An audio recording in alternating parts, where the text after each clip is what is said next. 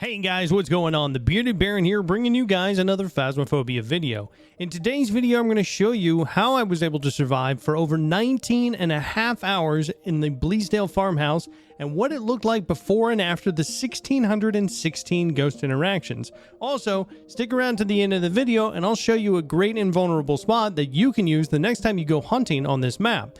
If you like the video, please like it, sub to the channel, and share it with a friend. But without further ado, let's get into the video.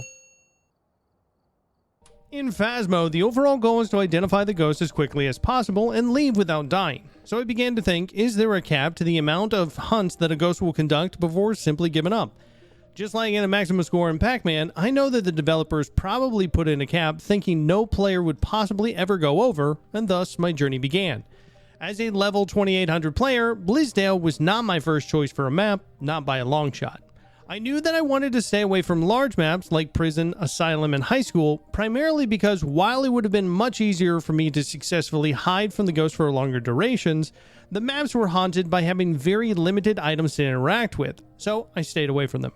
Next, I tried staying at several different locations like Maplewood, Ridgefield, and Edgefield, but within 2 hours of each of those maps, the result was the same, just death. Now, each of those maps did teach me a very valuable lesson, something that I had overlooked over my hours of playing. The ghost, regardless of whether or not that it saw you before hunting or not, would be drawn to your location every time. Meaning that even if you hide inside of a locker and never step foot in the ghost room, eventually you will be found and given a hug. The other lesson that I learned was that, at least on Nightmare mode, the ghost will continue to change ghost rooms. If you look again at this end screen, you'll notice that I spent 3 hours out of the 19 hours total in the ghost room, having never once moved once I was in my safe spot. What was even more surprising is that even though hunts were happening within 1 minute of each other, the ghost was still able to change rooms, including changing rooms moving further away from me. As you can see from the before and after footage taken, this is why I wanted a location that had plenty of the items for the ghost to interact with. Literally every room in this house had things thrown around in it. Rooms that I had never even stepped foot into before starting this experiment were affected, and every single door was open.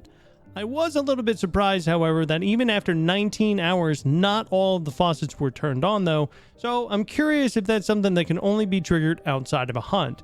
Additionally, what's also weird is the fact that the ghost only did a ghost event twice, one of them being while I was walking around after the fact looking at all of the aftermath. Again, this might be something you simply can't get when your sanity is so low that you get chain hunted. Now, 700 hunts is quite a lot, but honestly I don't think that that's the cap. After having done the math, 700 hunts over a 19-hour time frame is one in about every minute and a half, which is reasonable considering the duration of the hunts and the required time between triggering them. I'd love to know if you guys want me to push this further and see what happens over a 48-hour time frame, so if you do, let me know down in the comment section below. Also, if you have any other challenges you'd love to see me try, please let me know down in the comments and I'll do my best to accommodate everybody. Now for the best part. How exactly I was able to survive on Bleasdale for over 700 hunts spanning 19 hours.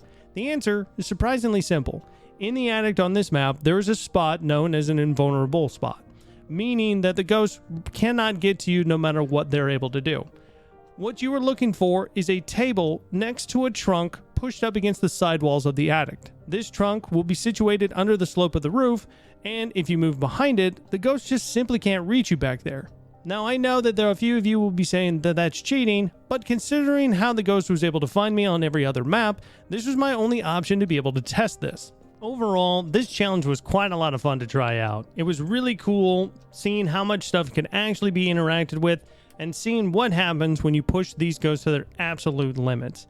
But guys, if you've made it this far into the video and you haven't already subscribed, please do, as I love testing out new games and I love seeing how far we can go with them. But I hope everybody has a wonderful, wonderful evening, and I'll see you guys next time.